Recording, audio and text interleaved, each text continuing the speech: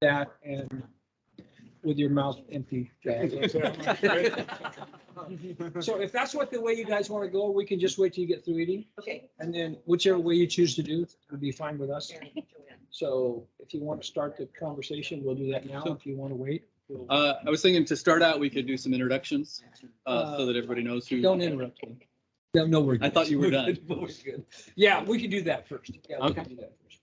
So we'll start with You Blair. want to start with me for Yeah. introductions? Okay. I'm Blair Larson. I'm the Community and Economic Development Director. And so downtown and all this stuff is really the economic development issue that we are here to talk about today. And I'm just excited to see you all here. Thank you all so much for coming. But as we go around, if you want to share who you are and what your interest is in Sweet Home, whether you own property or you're an interested party or whatever, if you'd like to share that. And then just as an icebreaker, I'd say, what's your favorite thing about Sweet Home? And for me, it's just getting up in the morning in the springtime and seeing the mist on the hills right next to my house. And it's just a great feeling. I love it here. So. And if you want to speak, make sure you have the green light on. Because this is a, Well, we can just leave them on. This is technically a public meeting, and so it's being recorded, just in full disclosure. But yeah, so Robert, you want to go next? Sure. My name's Robert Snyder. I'm the city attorney for City of Sweet Home. And I just like small town. And although we are growing and we're going to get over the 10,000, so we're going to really be We're already there. in the man. midst yeah. with new stuff, but that's what I enjoy. I'm gonna sit by Robert. Oh, then you jump in. Sorry, I thought I would just take a chair. Yep. Joanne McQuarrie, my interest in this town is my home. I love it. I want it to get better, and I don't have an official title. Yes, you do. You're a committee Go ahead and member. make something up. You're a commercial exterior improvement program grant committee I was member. gonna say that, but I couldn't pronounce it. Thank you all for coming. Josh Victor, just a local resident, invested in town very well, and I want to see town do everything that I can do without having to go out of town. So just interested in growing it. One more comment. You need to have the mic closer to you. Move it, just move it. Because it doesn't go very well. Aaron Mitchell, and I really like the lake and the music festival here. I also am interested in growing businesses here. I own some property downtown, as you guys probably already know. Got it. My name is Rosa Cazares. I'm the CEO of Lamota. We own a couple commercial buildings in Sweet Home in general. Two of them we do have businesses in, and the rest are currently vacant, and they're in the downtown area. And what I like about Sweet Home is the people, my team. We employ around 10 people in the city of Sweet Home. So I would say that's kind of when I come to Sweet Home is to see our team. I'm Peter Watts. I'm an attorney, though I'm not representing anyone in the room. The last time I was physically in Sweet Home was in 1997. I was doing promotional marketing for an ice cream company out of Eugene called Cascade, and my job was to give away free ice cream. And I remember people in Sweet Home just being, I did it at the Thriftway because that's where their ice cream was carried, Thriftways. And I just remember the people being here being incredibly gracious. I got a call a few months ago from an attorney named Brent Barton who had a client who's, I think, on the city council, and he had an elections law question for me. And so I practice elections law, land use law, municipal lawyer for 4 cities and a county. So I had told him about that. And then I had met Aaron and Rosa through a woman named Annie Ellison who did Shamia Fagan's campaign. And when they have questions about cities, they sometimes call me. And so they did, and they got an enforcement letter. And I said, I had looked up Sweet Home and saw it was growing and that there were grant programs available. And there probably also was like, there might be a larger grant program, either from Business Oregon or from Travel Oregon. So why don't you, it doesn't make sense for everyone to get into kind of an enforcement posture in my mind, if there's kind of a rally around the flag where everyone can win. And so my thought, as I said, well, I would maybe request a meeting and ask the city attorney would need to be present because I am an attorney, even though I'm wearing my pro bono pants. So, but maybe we can have a conversation that can lead to something larger. And maybe I have a great relationship with Tobias Reed. I have a great relationship with Travel Oregon staff. I was head of the tourism board for Clackamas County, which is branded as Oregon's Mount Hood territory. And as I look at Sweet Home and Foster Lake and like the natural resources you have, how you're kind of a gateway to the wilderness, it just seems like there's some things that could really happen. And I love small towns in Oregon. And so if there's a way we can make something happen and they can be part of it, that would be great. Hi, I'm Kimberly Miner. We live here locally out off of 228. And I just love the natural beauty that surrounds us here in our little bit of paradise. Peter Miner. We own 1101 Main, the old video rental store, which is currently vacant, but we're working on it, so hopefully it won't be too long. We are interested in the city as far as its growth, economic growth, and its businesses. Obviously, when we open up, we want other businesses around us. Having vacant buildings right next to us is not attractive to people coming in. We're kind of left alone out there. So we're hoping that at some point vacant buildings get filled with businesses, which will help the city out and obviously us and the other businesses around us. So that's our main interest. I enjoy the small town and I know we're growing and I wish we didn't grow. Double-edged sword. Yeah, it is. But that's not Crawfordsville.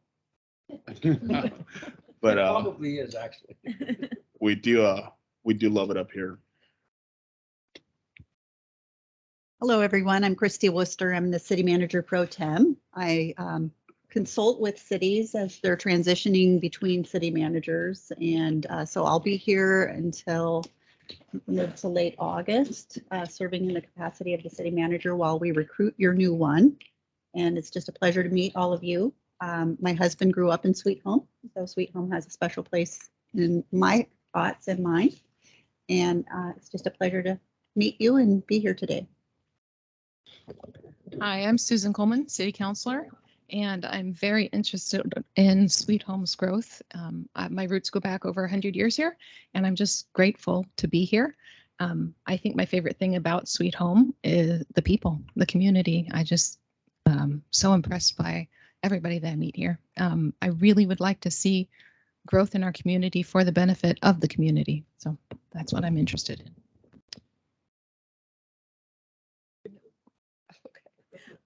I'm Diane Gerson. I'm a city council person, and I think what I like about Sweet Home is we're small enough to sit around a table like this and solve problems. And I think that's very, very important.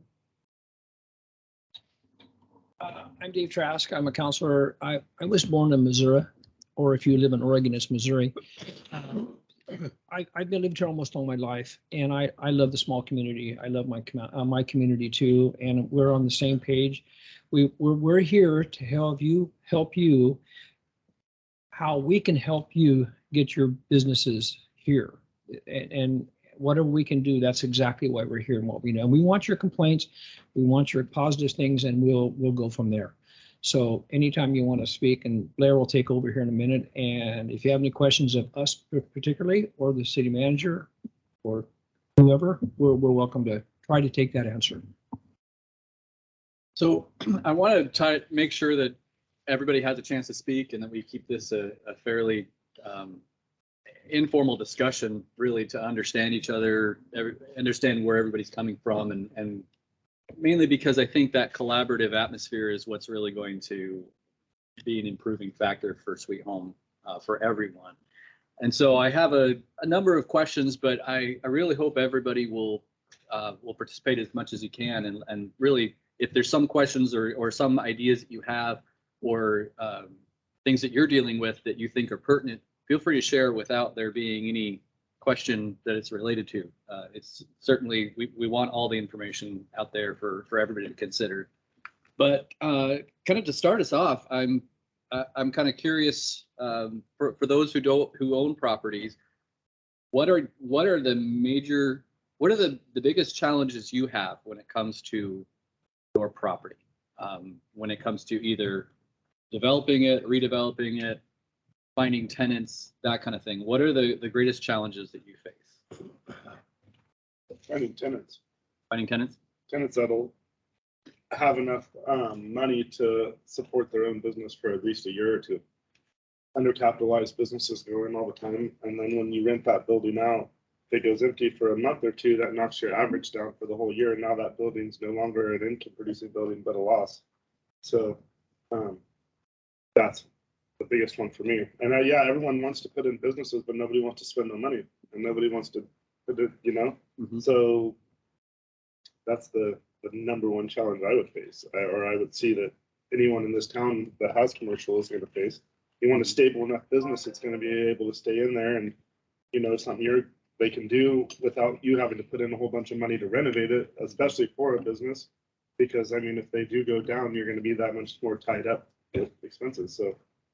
So with the, I guess in your experience, when you have someone that's undercapitalized leasing from you, do you, I guess, do you have a process of selecting those tenants, or whether you approve that tenant? And what is that? Well, yeah, but at the same time, I mean, when you're limited by the number of applicants, you don't have that much of a. So you don't just flat out turn people down because you don't have any confidence. I have before, but I mean, very rarely do I not have an empty building on Main Street or somewhere. Mhm. You know what I mean? Somewhere that could be something. Yeah. So.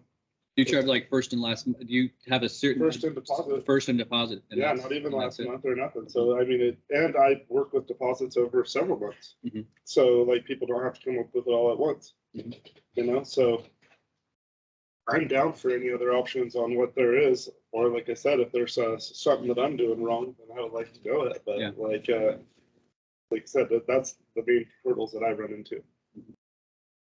I have found that I've had the same experience when we first bought our buildings from him, and we're considering buying more from him, depending on how this meeting goes. Need him. We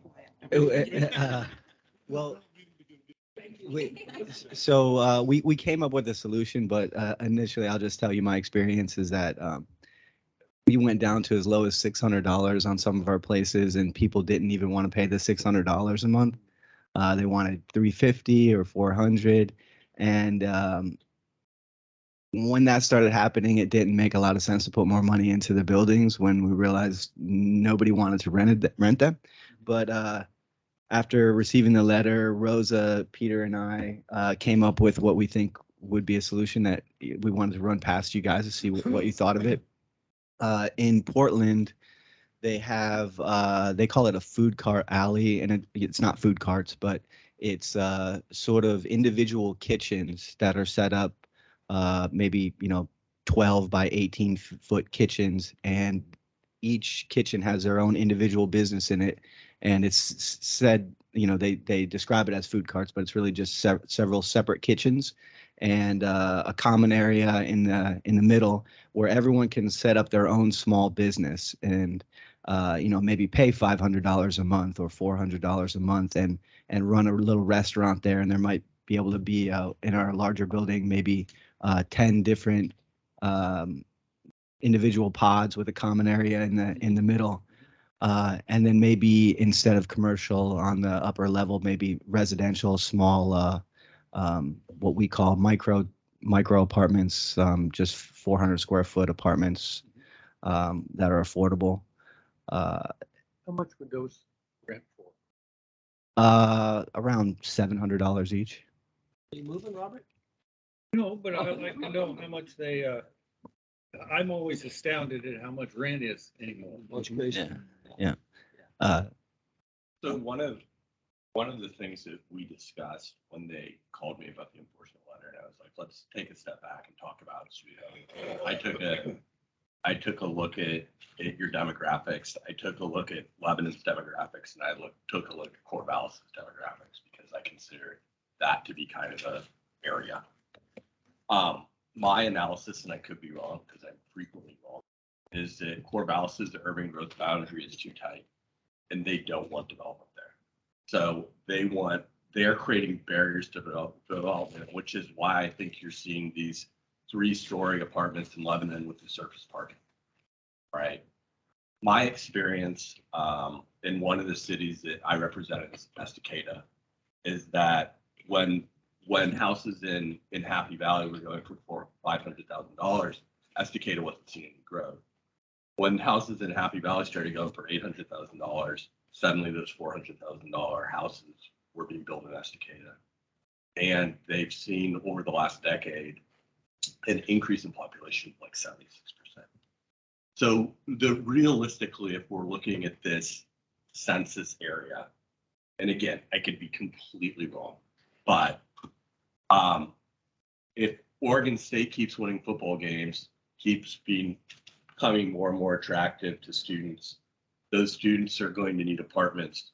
Those apartments are going to push people that are working in Corvallis out. Albany can take some of that growth, not a whole lot. Lebanon can take some of that growth. They already are doing that. They've got some areas. I drove around Lebanon. There's some areas where they can grow. You guys are going to take some of that growth too. And so one of my thoughts is, how does the city prepare for that sort of growth? Because I was city attorney for the city of Damascus, which I don't know if you guys follow that, but it was one of Oregon's more spectacular failures. I ended up surrendering the charter. Had credible death threats. It was the most fun I never want to have again. So looking at your downtown, there are a lot of opportunities. There's a lot of blight. I mean, let's be realistic about what there is and what there isn't. How can you make it attractive for people to come and visit? Your natural beauty is just spectacular. Are there ways that you can take your UGB, because going through the buildable lands inventory housing needs analysis process that you're going through now, can you either do a UGB swap or move some of that UGB to like lakefront, because people are looking for second homes? Detroit Lake burned and they're already rebuilding everything there. There's a serious shortage. You guys have this water. That could be a major tourism draw. I watched your video. I thought it was great. I just think there are a ton of opportunities here. And it's probably going to take some grants from Business Oregon. It's probably going to take some grants from Travel Oregon for them to do what they're talking about. But I think that there's a way that you guys could tell your story and tell your narrative, since you're already doing it, in a manner that will allow you to get those grants. I think once you have attractors here beyond your festival, because that obviously is a major attractor, but reasons for people to come out during a weekend, just the serenity of that lake. I mean, I drove out there and then I drove across the dam around it, just looking at that flat water. Kayak rental, that's the sort of thing that could absolutely happen. Inflatables. Yeah, absolutely happen. That's happening in Estacada right now. It's amazing. You guys, frankly, the bones of your downtown are better than theirs, but they're closer to an urban area. But they're seeing a ton of active outdoor recreation, people going out there just because they want to get away. The Mount Hood Forest is too crowded, the gorge is too crowded, so they found that third gateway. So Troutdale's one gateway, Government Camp's the Sandy's the second gateway, they're a third gateway. You guys are a gateway. And so if you begin promoting yourselves in that manner, tourism, and have some of those amenities, I just think there's a ton you could do. So I think we're on, I think you're kind of on the front end of something that could be great. And if the community wants it, the vision and values of every community are different. And I don't know what Sweet Home's vision and values are, but the fact that you're willing to sit down and have this meeting versus taking enforcement action, I think speaks. And I don't think your enforcement action would be successful. I was involved in Astoria's, which is kind of the model. I represent Gearhart. We did the vacation rental litigation that kind of set the law. And then I got calls from Astoria, because at one point I represented the Port of Astoria about what they did. That was all the buildings were owned by that Flavel family. They were basically, I don't know if you guys are familiar with this, so they were basically on the run because he had almost murdered somebody. And so they were able to use that Harry Flavel. Google it. It's so crazy that it has to be true. Anyway, so they were able to do that because they were absentee owners that owned everything, and the buildings around it weren't blighted. And you guys just don't have those facts, and they have a ton of lawyers. Not nice lawyers like me, but bad lawyers. Anyway, so I think that enforcement action is always to be avoided if possible. But I think in this instance, if the city and community and they can do a collaboration to bring in that outside money to make the test case for the active outdoor recreation, transient lodging tax. You guys have some hotel properties.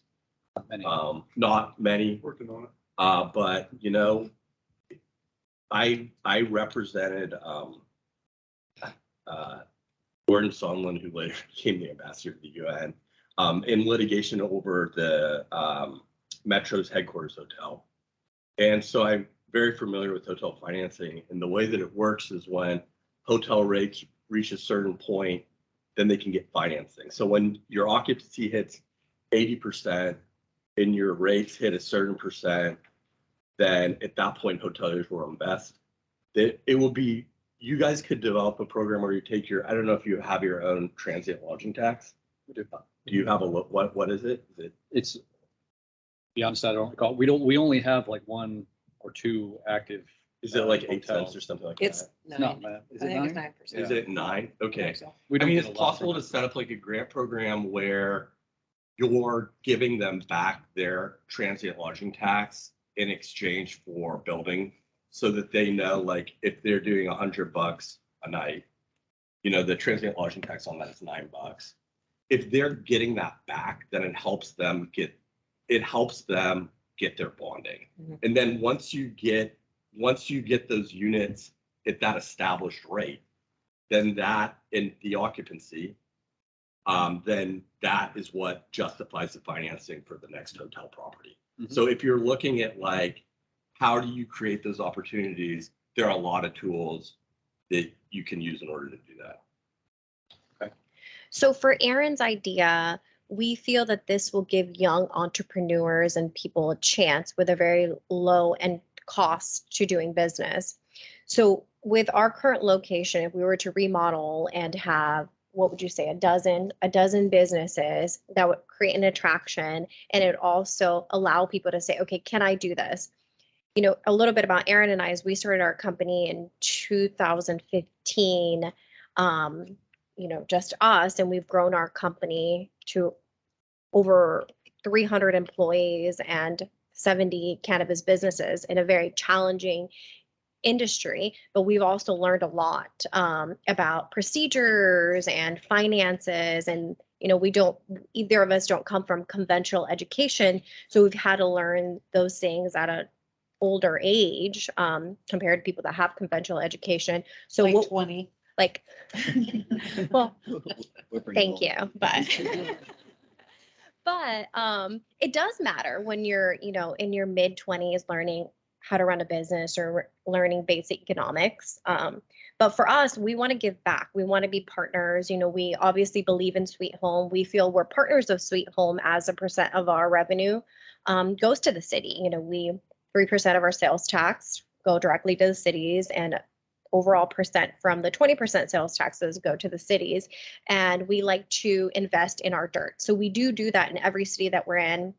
We're in, gosh, maybe 15, maybe 17 cities in Oregon, and we do own our dirt in all of those. And I know you mentioned, you know, why are we just investing in real estate? Because we, you know, we've become Oregonians, and, you know, we have a daughter. We want Oregon to be our home, and we want to invest deeper. You know, when the pandemic happened, a lot of things stopped. A lot of our construction projects stopped. We still run our business. We still own our businesses. So therefore, for this project, it's just been timing. We had met with Blair a couple of years ago, but we're, you know, the primary of our business and our money is the cannabis industry. So that's always been our priority. But we do feel it's time to come together with the city to say, okay, what do we do with these properties? You know, what do we invest deeper? And I'm also the vice chair of a organization that trains women and develops them to run for office. And a lot of the conversations have been equity and how do we change that economics of people of color. And when I talked to Ryan, is like, gosh, let's think of a solution. How can we help? And we felt that that would be a great idea for us as we invest in rural areas. The majority of our businesses are rural. We're in Drain, Oregon. We have 4 locations in Lebanon. We're starting to be able to afford to buy larger and have more stake in the cities. So I think with Aaron's plan is if we can come together with Business Oregon, we can come together with providing a leg up, you know, a hand up, not a handout to businesses that wouldn't have the opportunity, that this would be a great pilot for us that we could do. And, you know, we want more people, we want more businesses, both, you know, we have 2 locations in a small town and they're both successful that, you know, have been able to allow us to continue investing. And I know Aaron wants to continue to invest. I think he has a real estate addiction that I have to monitor because I'm the doer in the bunch. So I'm ready and I'm excited to come up with a big project that I could work with Blair on achieving it, because I think we can do it very fast. You know, we've been able to make a lot of connections in government, and where, you know, I think our state is ready for some action. The other thing is, even if they weren't in cannabis, the numbers just aren't there for them to get traditional financing for these sort of projects. So,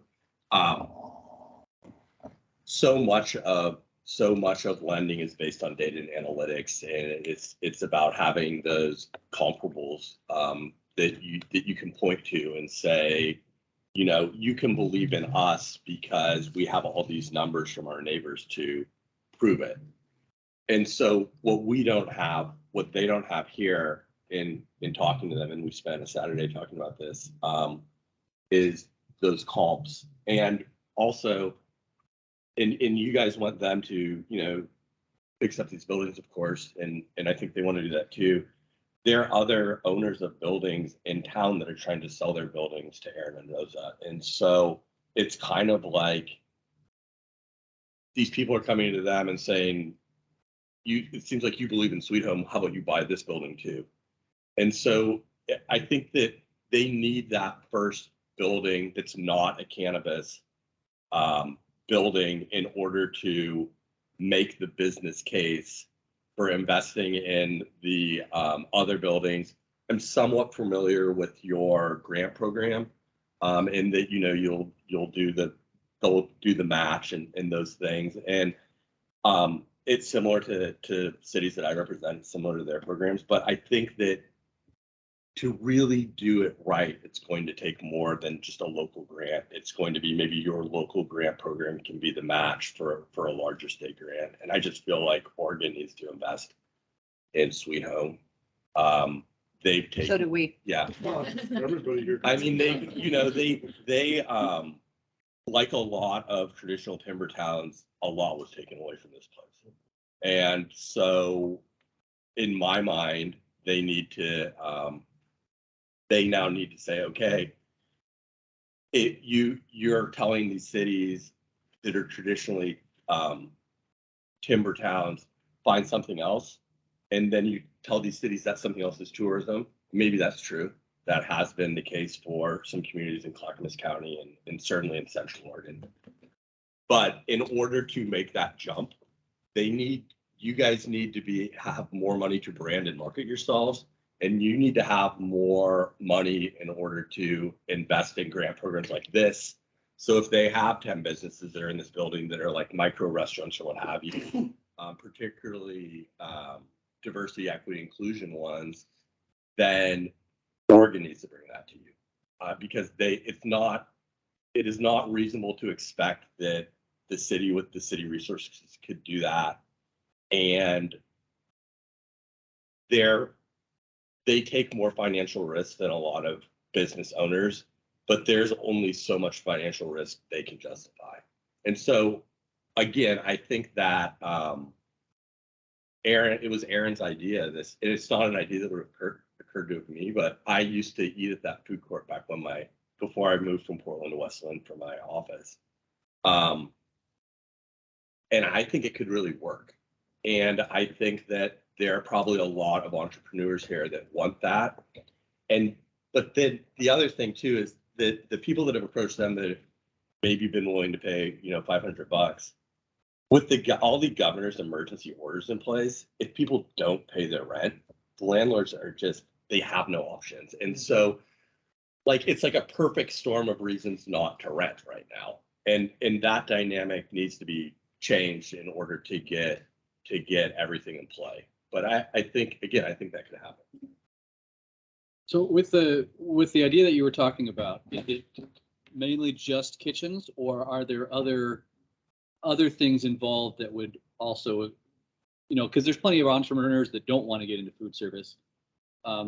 Is it multifaceted, or is it simply focused on food? I don't think we've thought about it that far. And I think that's why this collaboration is important, because, obviously kitchen, restaurant, different life versus just having a store. But I don't foresee it being an issue if we had just certain locations, whether it was kind of a micro store.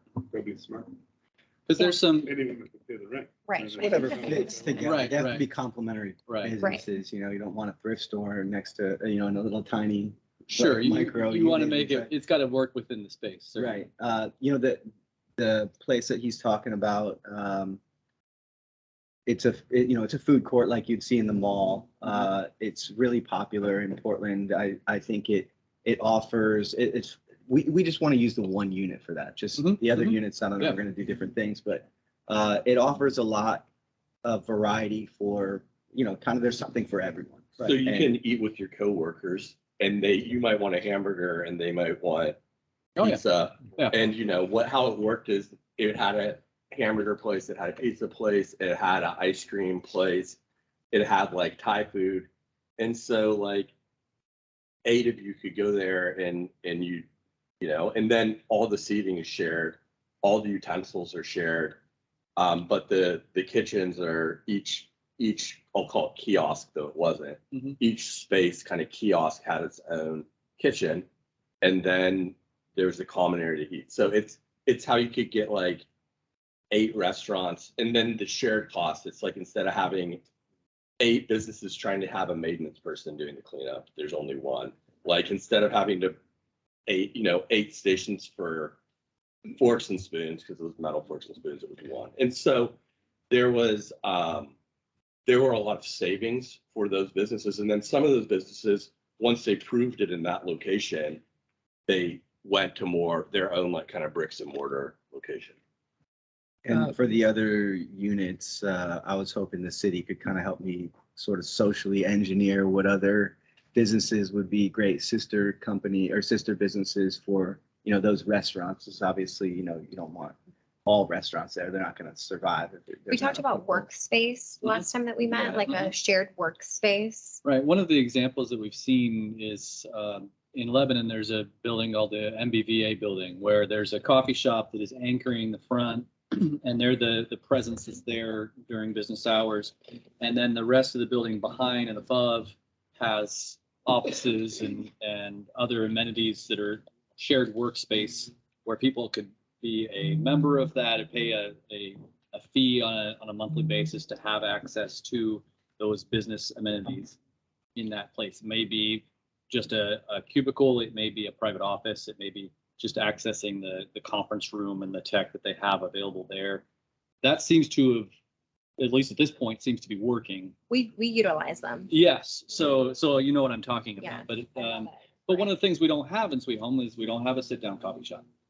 You can go to Sugar Vibes and get a cup of coffee, but they're only open as long as they have donuts. Once they're out of donuts, they're closed. So there's agree to put a coffee shop in. Coffee shop. Certainly there's things like that that could drive traffic. But like you said, it's got to be more than food, because you want to find, people aren't going to go there just to eat. It helps to have that multifaceted thing. Either you have some residential above, and so you capture some folks there, but you also have workplaces that people go on their lunch break or whatever to eat at the, right there. There's not going to be any one silver bullet. But there certainly are a variety. And they've been in business for a while now. Yeah, but most of it's been during the pandemic, and so it remains to be seen, I think, in full activity, how, I don't know much about how their business is working. It appears to be great. I think it's good. Yeah. How many in this room have seen the food cart in Lebanon? Oh, Tallman Brewing? Yeah, it's great. Right there yesterday. It's amazing. It is. They did a good job. The inside part is, I mean, it's like it should be. They've got the doors that go up for the summer and stuff. And there's like 7 of them or 6 or 7 of them, and it's all different. I think that would work here. I really do. Where you put it's a whole different story. I don't know where that's going to be, but theirs is covered too. So we have that large building right on Main Street downtown. That was where we were thinking of doing it. And I'll forward you guys some pictures of the one in Portland. So it's essentially, it's just a food court. Yeah. With built out, just built out kitchens and that, I don't know how many square feet that unit is. Maybe we would take down the wall and also use the unit next door, whatever we needed for the, the square footage. But that was where we were thinking of doing it. Well, we also have the other property on the other side of town that has. It has a lot of space for food carts as well. Mhm. If we wanted to do something outdoors right there. I think your main concern is the downtown right now, but Yeah. That was another suggestion we wanted to make, is that we could do a little food cart thing the other end of. And they're good businesses for the landlords and for entrepreneurs. We have a couple of friends that have them and they seem to do fantastic. We rent to them at several of our other buildings that have, they're on the building next door and the big parking lots. Coffee truck or.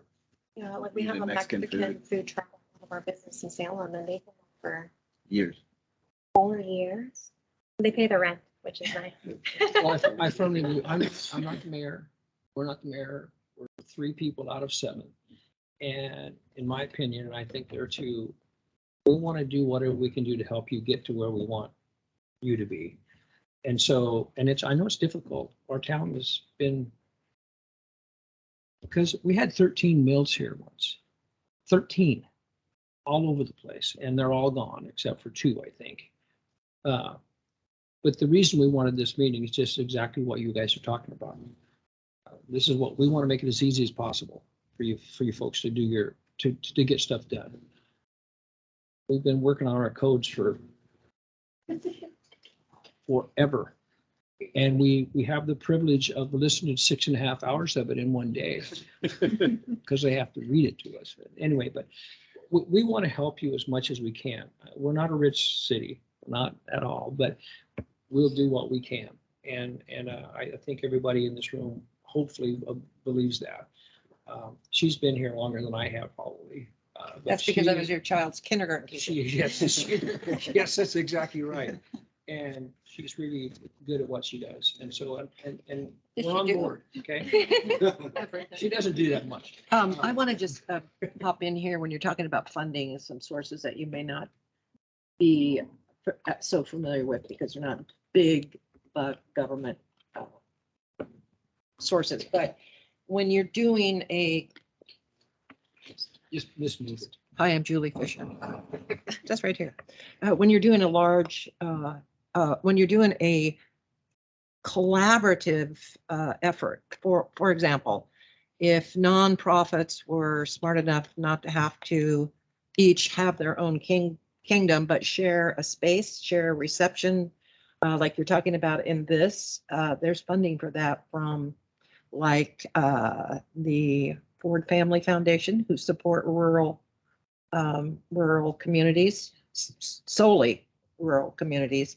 And they have the Institute for Community Building. So that would come under that. They also have economic development department in there. You could get support from, and you probably know all this, from Oregon Community Foundation for this kind of thing, because they're, this is where we are now. That we have to be thinking about our economy, and I want to say build it, but at least bring it up to above the ground. So there's a lot of other ways that you can think. And to your comments about this being the gateway, we've used that term for years because I'm old, I know that. We have had projects with National Geographic and some of the assets around. And then was it just this morning that you drove around the lake? Yeah. And you haven't been here since 1997? Then the lake went in I don't know, 60s or something like that. So from here until fall, when the weather changes, I would say if you are on Highway 20 at the outside of the city, every boat from, what are you guys saying, 150, 200 miles, everyone that owns a boat is on that lake or Green Peter. Yeah, I just think like, so how could we get some housing? How could you guys get some housing? Maybe you can't. That's Corps of It's Engineers. urban growth boundary and it's Corps of Engineers. Working with the Corps is not easy. No, I know that. I was working on that Willamette Falls project. But even Oh. there is privately held land Yeah, that's there is. around the lake. The main problem is getting services to it Right, yeah. you have to get and it. expanding your urban growth. It's just such a, when you see an asset that looks like that. Oh, you're yeah. Just like, and you know, I think that during the pandemic, just like the calming, it's just calming to look at water. Mhm. And I think a lot of people have found that. And so, you know, I briefly looked at your UGB. And I think, you know, the temptation would be to have development to your west because Fort Vallis and Lebanon, but the natural beauty of the east could make it really compelling for people. Actually, more of our growth areas are in the center to eastern part of Sweet Home. And there's a lot. That's where most of the residential activity is happening. How much water and sewer capacity do you guys have? How much what? Water and sewer capacity? Water capacity, we have plenty for, Okay. we draw out of Foster Lake and we can get, you know, another 6 million gallons a day if we need to. For residential purposes, it's way more than we'll need for a while. Sewer is being addressed. We during peak storm events is when we have trouble, Okay. but we have a new sewer plant that is in the works. And so for residential activity, it's not really much of an issue. For big industrial users, that's when we have trouble making sure we have the capacity we need. But for everything we're talking about here, you know, the development of properties, we've got all the capacity that we would need. And for anybody who wants to put in large amount of residential, we can handle it. So I just see this as it's kind of a pilot program and kind of like a prove it. You know, something that if done correctly can be replicated in other communities with similar demographics. And there are a lot of communities that have similar demographics where this could be replicated. You know, I don't believe in reinventing the wheel if you have like the case study that you can point to and use. In this case, I'm not aware of a case study. And so it's like you guys would need to, them and you would need to partner to come up with that case study and then it could be exported to other communities, hopefully. I have not worked a lot with the Ford Foundation, so I think I don't have any connections there. I have done a lot of work with Business Oregon and Travel Oregon as well, so I can make some phone calls over there. I think it's just like you guys need to have a narrative explaining kind of where you've been and where you're going and what you've seen recently. I think, you know, a story about how this is a place that families can still afford to live sells really well. I think a place where, you know, a place where there hasn't been a lot of diversity, that's seen more diversity. DEI is what everybody's talking about right now. And so if that's part of the story, that will be a helpful story.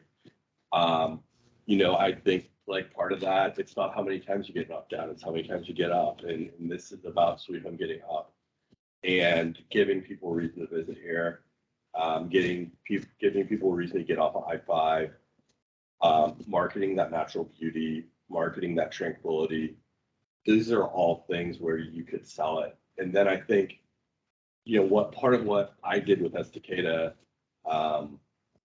it was easier to do because I was chair of Clackamas County's tourism board, and they were all these active outdoor recreation grants we were doing. Anyway, but was to say, so people are going to, in their case, it's the river, but people are going to spend the day on the river. They want to have a microbrew, or they want to have that meal, or maybe we don't have hotels yet, but they're going to buy gas. They're going to do all these other things to help this community, to drive people to this community. So how do we do that? And again, like they've got because they're the river and a hill, they have a tiny downtown. So there really weren't that many spots. You guys have a giant downtown where you could do a lot. And I think it's a matter of getting that first one in, getting Tobias really excited about Sweet Home, getting Travel Oregon super excited about Sweet Home, and then just getting people who live here, pride in place, like super excited about helping these businesses. And then your connections with the Ford Foundation and other people you're aware of investing in rural Oregon. You know who I worked with? Who? Todd Davidson. Where he got his start, Albany Visitors. So. Yeah, he did. Yeah. He went from Albany visitors to Travel Oregon ever since. Yeah, no, he loves rural Fishing. They did pretty good for us. Yeah. We've got some stuff with them too. So Eric, I remember your name. It's Eric, right? Is that a Eric. ERIC? Yeah, anyway. So you guys want to start Monday? Is that the plan? You want to start Monday building and so I'm not very patient. You just ask these. I'm ready to go. I like your style. For the record, another issue that we've had so currently we have a LaMotta location. We only utilize half the building in the downtown. So we have another whole half building, another business. We have units upstairs. Aaron, I would say we have one building between us and then we own the rest of the downtown. That's prevented us the permit process. So when we went through the permit process initially for the first store, I was the one that went through the process. I kind of graduated. So You're the doer. Yeah. And then the second one was our Sweet Home number 2. And what we have to go through permitting and issues really prolongs our projects. And depending on how busy we are and our company is doing, when the city hinders the growth and the remodels, it really kind of puts stops on projects because we have to, as an organization, decide where do we invest our time. So I think thinking about that is if, for us, there's a lot we can do. We own a decent amount of real estate. We want to own more, that we work together where a permit doesn't take 2 years. Now, it doesn't take 2 years. Well, I'm not sure what yeah, the happened process for us. before I arrived. Yeah. For So which location? For the the initial one? first one, Okay. I had to go through a land use. So it does take a very, very long time. Months before the meeting. Well, so I know for cannabis. land use, yeah, cannabis is definitely a different story. But for anyone who wants to build something that's outright permitted, the process is very fast. Okay, well, So that's really the key is if you don't have a conditional use, it's not going to take very much time. But if you do, even if you do, mainly the reason why it takes as long as it does is that we have to give a certain amount of notice and we have to have a public hearing on it. Other than that, and so as long as people can get their materials in, you're looking at a couple of months. okay. But it shouldn't, and I don't know what you went through with the first business because that was before I arrived. But in the time that I've been here in the last 3 years, we are quite speedy with getting things, especially, we're government still. So we have those things that we have to do. But compared to other municipalities, it's a lot faster than you get. Building, now, that being said, building code is state driven. And so we don't have the ability to change building code. But most of the time, we have a contract building inspector that gets on things quite quickly. And they've been really great to work with. And so we will do whatever we can to help guide you through that process. But I will say we have had people convert upper stories over to residential, which is perfectly allowed and we want to promote, but we do run into trouble because building code, again, state issue, requires firewall separation and different things. When you have a commercial and a residential use combined, it is more complex.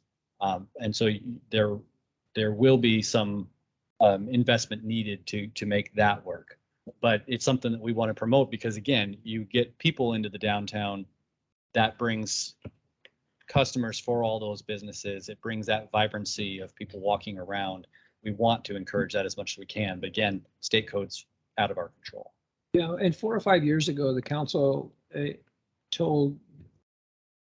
a directive to the planning commission to make us go faster and to set that so that it wasn't taking 6 months to get a permit to put a whatever. And I think that's been a pretty successful. Now, the biggest thing that we had many, many years ago was the pain in the neck that people, he's a contractor, that they have to go forever to get stuff done, and that just didn't make sense to us. And I think it's gotten better. And so, The city's pretty good. yeah, and there's ways to get around that something, I mean, you can, there's this guy that, he doesn't want to go to jail, by the way, the mayor. So he would be helpful there if you need to go beyond. And the planning commissions they're doing a good job. I would even, that book's this thick, it's just horrible really, but like I said before, and I know these guys, all the people in this room, we want the same thing that you want. How we get there, that's a little bit different story, but we want to make it as easy as possible. Yeah, so this is really good to have this feedback, especially if there's specific permits that are taking longer and stuff, because it has been a push for the council to make sure that this process is easier for property owners. So any feedback, even from you, Josh, if you're working on things. Even for me. No, I love the city here. Okay, Yeah, so I know that there's been difficulties before, so it's good to hear if there's been improvements. And if there's any specifics, that'd be really helpful to hear. Yeah, I would like to maybe pass that on to you, Blair. With our second project, it was not painless, and I'm pretty familiar with code. I mean, what's great about what we've been able to do is we're able to go to a city and say, okay, this can be done, and come back and say it doesn't have to be so intense. So I would love to give that feedback, as that's the reason why we didn't push as fast, because City at Sweet Home became more of a challenge for us in construction. So, and I deal with planners, I deal with ODOT, PDOT in every city. So I wanted to give that feedback, as I'm the one that kind of fills out the paperwork, hires the architects and the contractors, that even putting a sign up was a challenge. So I think that's another thing for cities to think about as you want growth, it to be somewhat accommodating to, not having to wait 3 weeks for a phone call or an email. So I'll just give that feedback. Okay. I want to say go, go, go. Yeah. Yes. Within reason, obviously. Rules, policies. Right. And one of the things that we talk about in my department, which, includes building and planning, is that for us, the answer is always yes. The question is how. How can we help you get through the process? And we love it when people tell us that they have an application coming, because usually we can schedule a pre-application meeting and make sure that everybody is aware of what they're going to need to look out for, because we don't like surprising people and they don't like it either. And so we try to get that heads up out as soon as possible, that, by the way, you're going to need to do this. Right, because you budget, right? Like for us, we had to add additional sidewalks, which is an expense when we didn't, we weren't aware of that in the beginning, but they look beautiful now. So it's great. Yeah. Good. I'd kind of like to see where you guys are on your project. Yes. I like what you've done to the front of the building. Well, that's about where we're at. What do you get? Sorry, you guys put it in there? No, that's good. Good. We're putting in a brewery. Oh, fantastic. I think There's a that's city gonna be says It's outright permitted. We're So actually, The new windows. yeah, we're actually sandwiched between you and. Yeah, we We were need just to have a looking at it discussion. on the way here. That's why we were a little 2 minutes late, but we were just checking it out. That's awesome. I You think might need that's to put a great. doorway in between there. That might be, That little something hamster we was could- going. well, if they serve alcohol, we'll just. Hearing what you said today, we need to have a chat after this. You can Um, even run the liquor area in our building. We wouldn't do liquor. Well, you would want to do both. You want to be inconvenient for people. so currently, we're just fixing up the front. We're trying to beat ODOT, because ODOT's taking eminent domain over our sidewalk, which Not just your sidewalk. That's Mhm. what Yeah. correctly, it's our sidewalk. They have a weird The- situation. The with building, their our building Property. and Josh's little building, we own the sidewalk and the first street of first lane of traffic, or into the first lane. So currently, we're not required to get ODOT permits to work on the front of our building or any of that. I actually applied for a permit and got kicked back saying you own that property. But now that they're doing all the sidewalk repairs, they're taking eminent domain. They're fixing that. yeah. So as of February or July July 15th. July 15th, they take that property from me. So at that point, I need to get permits. So I'm trying to get that front done, trying to go through the permit process. Because that includes insurance, everything else that they require. It's just red tape to jump through that I don't want to jump through. So Sure. I'm trying to get Yeah. it done, or as much of it done, so that if anything's left over, it's minimal. So working, It's just us working on it. We're- yeah, we have enough. We've already put a ton of money into it. We have enough money to do what we need, but not to have somebody do it for us. Gotcha. Contractors are expensive. So anything I'm allowed to do, we got to do. Anything we're not, obviously, we got to get a contractor for, like the plumbing and electrical.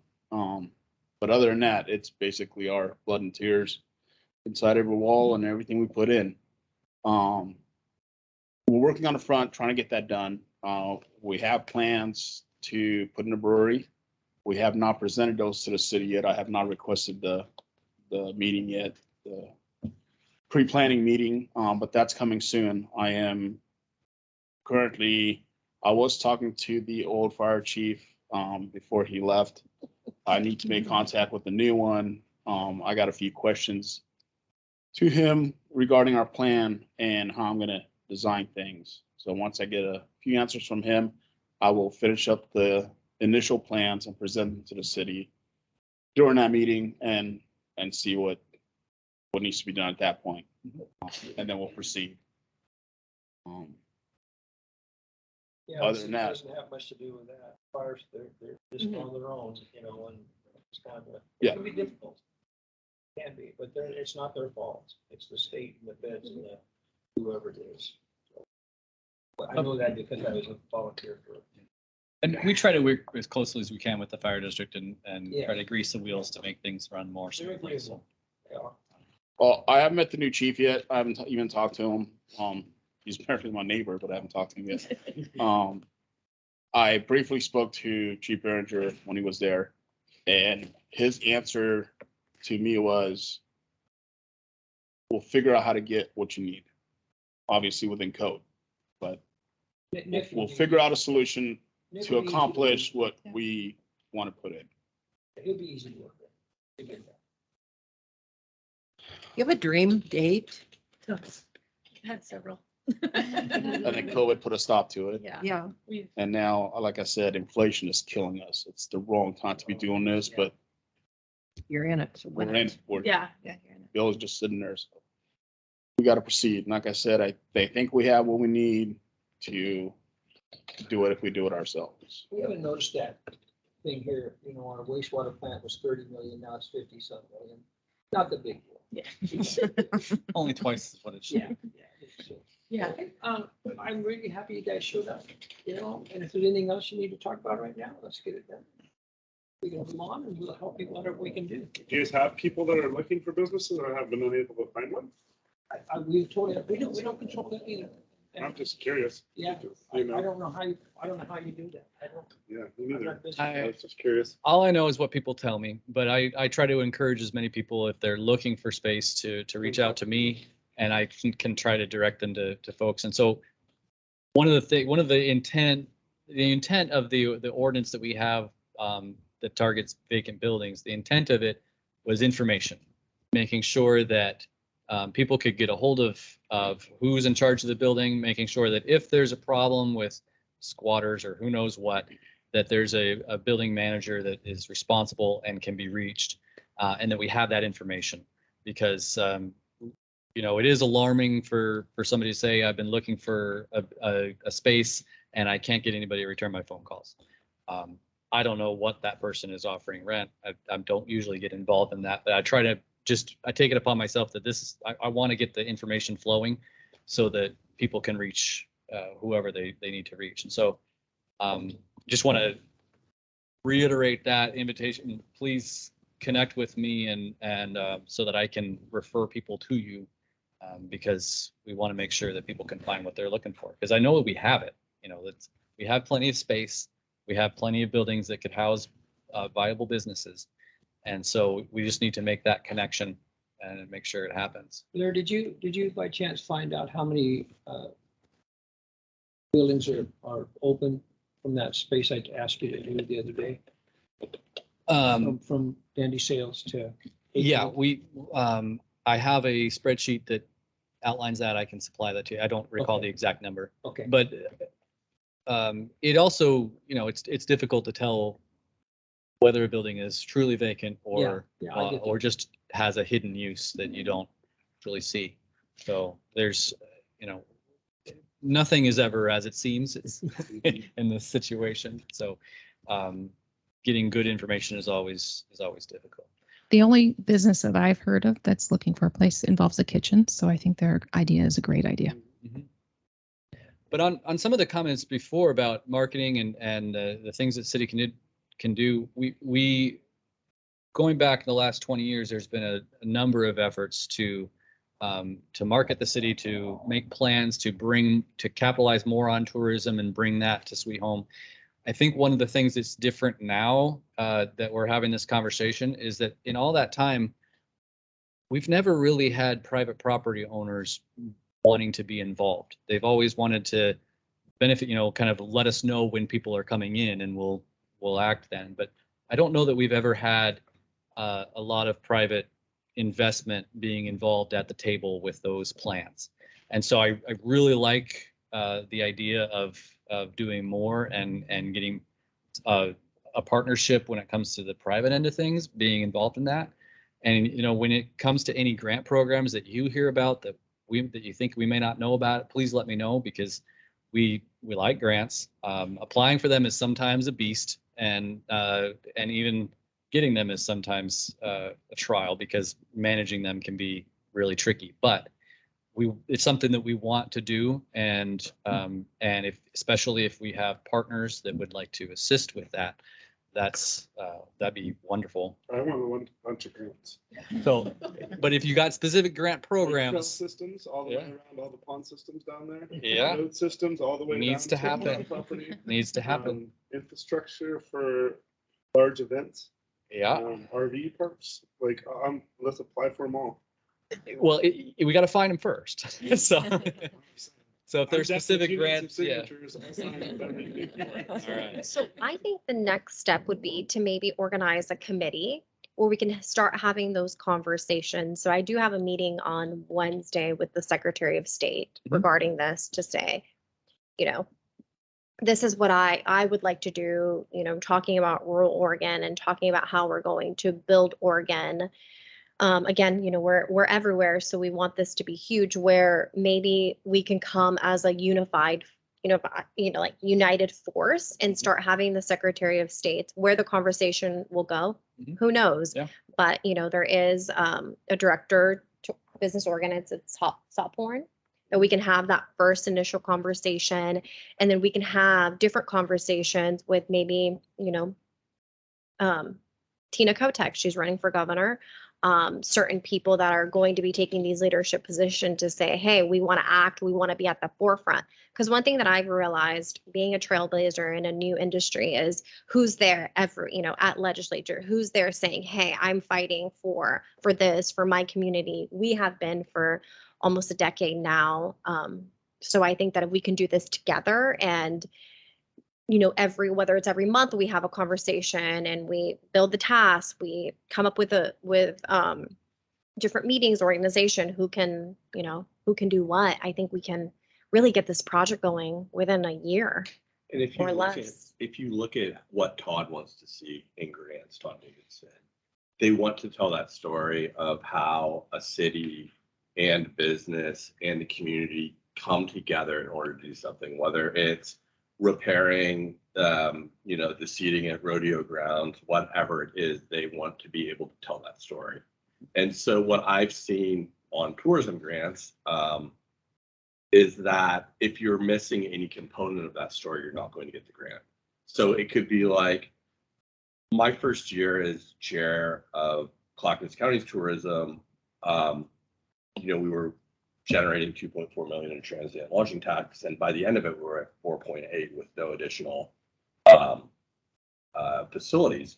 And I was like, I want to Travel Oregon, I want you to like kind of tell the economic development story. And what we were missing, we didn't. I mean, they wouldn't do it. And it wasn't about like money. It wasn't about like growing money. It was about, they're like, what can you point to in the community? And I was like, I can point to a bunch of hoteliers that are really happy because our revenue wouldn't have doubled if theirs didn't double. And they're like, yeah, but you're missing the community. And I thought that was absurd and very frustrating. But what I learned is that's how they want to tell the story. And so if we're going That to, really is the story. yeah, so if we're going to go to them and I can point to numbers, but our community didn't do that. I mean, that was using data and advanced metrics in order to figure out who our most likely users were and to micro target those consumers. There's nothing community about that story. And so Travel Oregon didn't want to sell it. Whereas I think that with Aaron and Rosa and with you guys, it can be, there is a clear community here. And it's just a matter of then using that to leverage the dollars. And Ford Foundation too, I mean, they want to tell that story too. And Business Oregon wants to tell that story. Everybody wants to tell the story about how Oregon is investing in rural Oregon. And the problem is they're not. So if we take it to them and we're like, hey, we've got this on a silver platter for you, all these cities to claim you want to benefit rural Oregon, show up and show out, then hopefully they will. Have you worked with RDI, Rural Development Initiatives? Okay, that's another connection.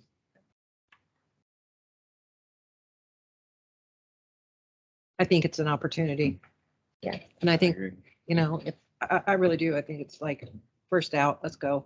Yes, Excited. Yeah. it's gonna be And, fun. we We're ambitious. yeah, and like you said, you have property in a lot of different cities. And speaking for myself, and I hope speaking for the counselors, we would love to be your pilot project. What's your dream project? Let's get that solidified. Let's get the plans and see what ancillary or complementary uses or properties can be included in that project. Because like you said, it's about the community, right? Yeah. We spent the last year and a half going through a downtown streetscape plan to kind of identify improvements that we need within the public right of way for our downtown. And it talked about signage, it talked about street furniture, street art, where there needs to be parking added, where we need to have curb bump outs to make it safer for pedestrians. There's a Festival Street that was in the mix there too, areas that are designed to drive traffic to the downtown. That's only on the city side of things. We need the private property owners to come along as well, and it becomes kind of a chicken and the egg problem, right? Where because funding is always about the chicken and the egg, which one's first? Who's going to blink? Who's going to put the investment in? And a lot of times it's yes, the chicken and the egg both came first because you've got to. It takes a confluence of factors all happening at the same time to get it to be successful.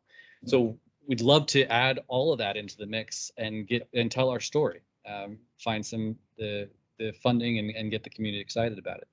That being said, grants don't grow on trees. It's going to take work but it has to have a concrete vision to start with and then move on from there. So I'd love to work with you on it. It'd be great. Great. This is your meeting, Counselor. Any other Why don't you questions? take it all?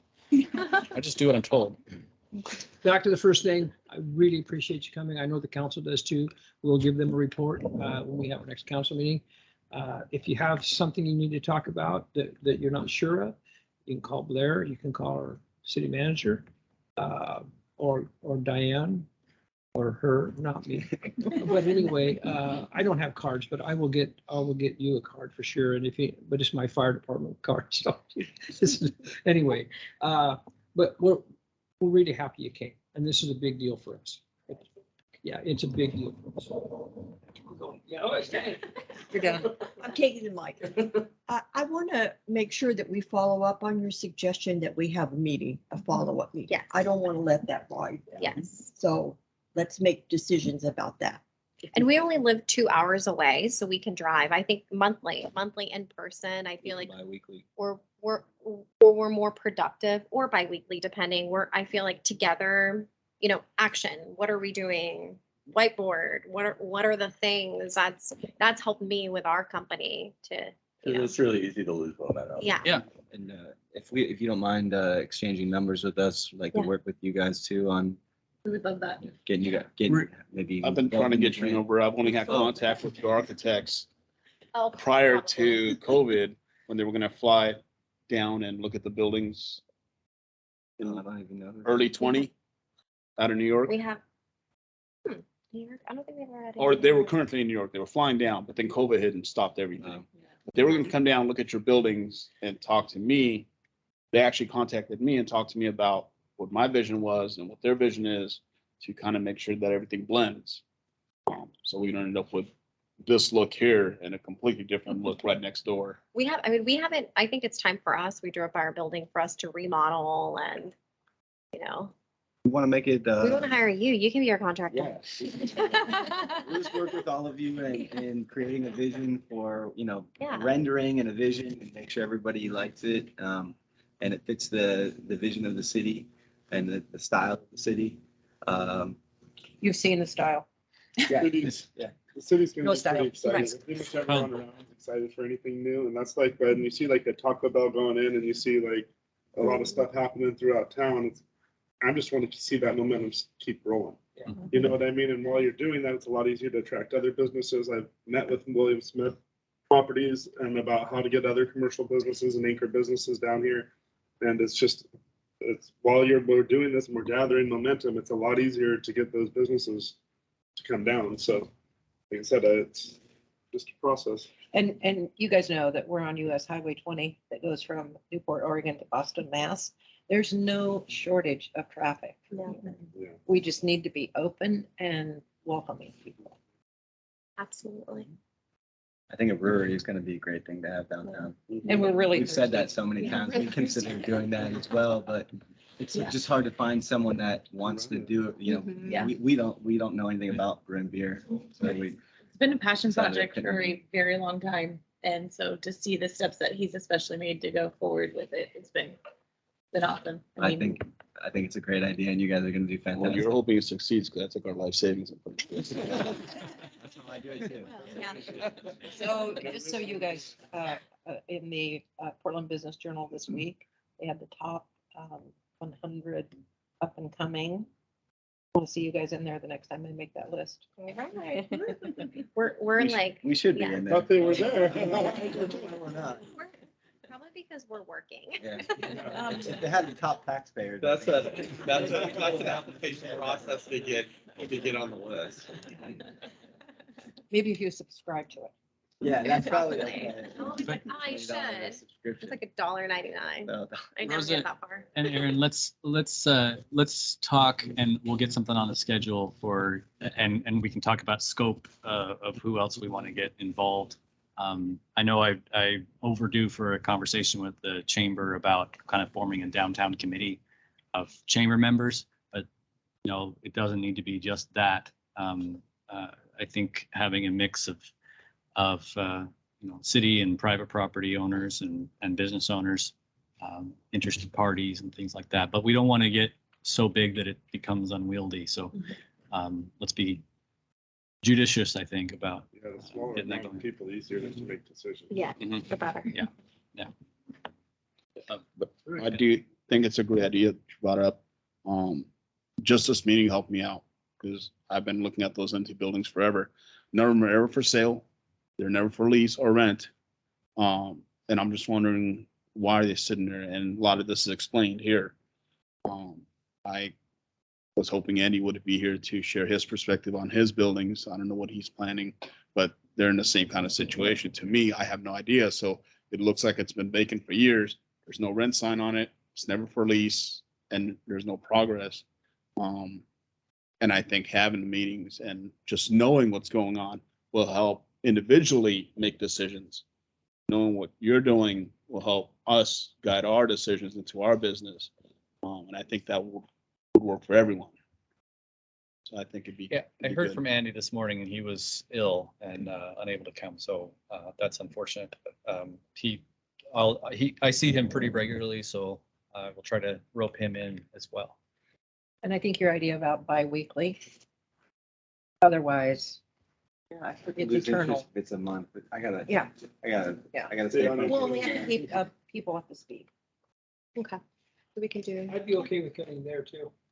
So, yeah, that's a good place to, have an excuse to go get lunch somewhere. great.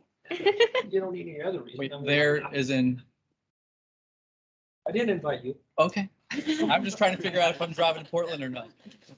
Why you said Salem? Oh, No, well, not, we have a food truck. We have a building in Salem, but Oh, okay.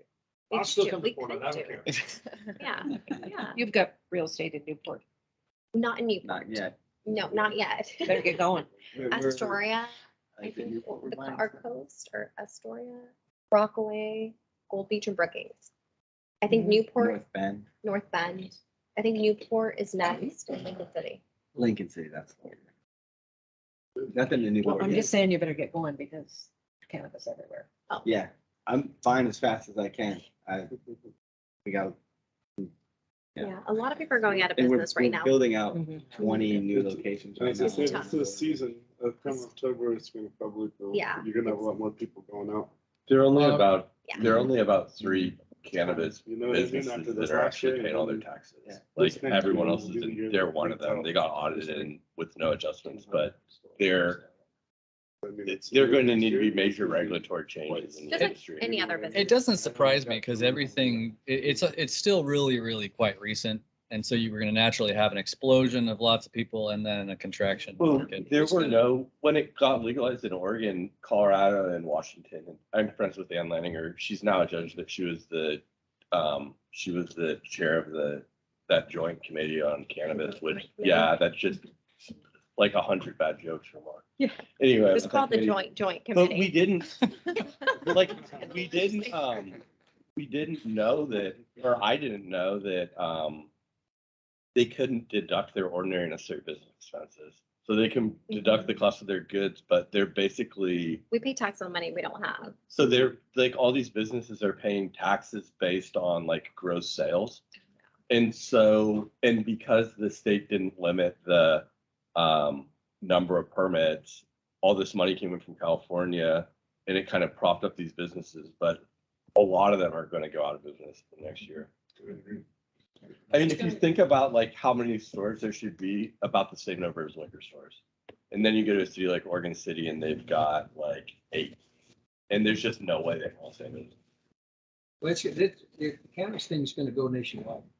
Oh, It definitely is at some point. Yeah. Whether I like it or not, but it's going to. Yeah.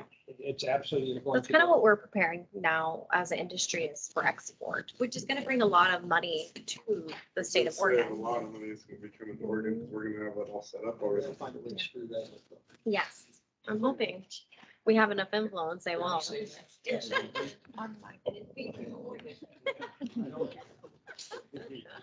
We're right there with you. Are we done? Yeah. I think so. Thank you all. Thank you. You guys reach out to us. And we'll come. I have all Blair's Yeah. information. That's he's doing a good job. So we're good. there. What shop are you talking about? Oh, no, that's Big Hill. Fern Ridge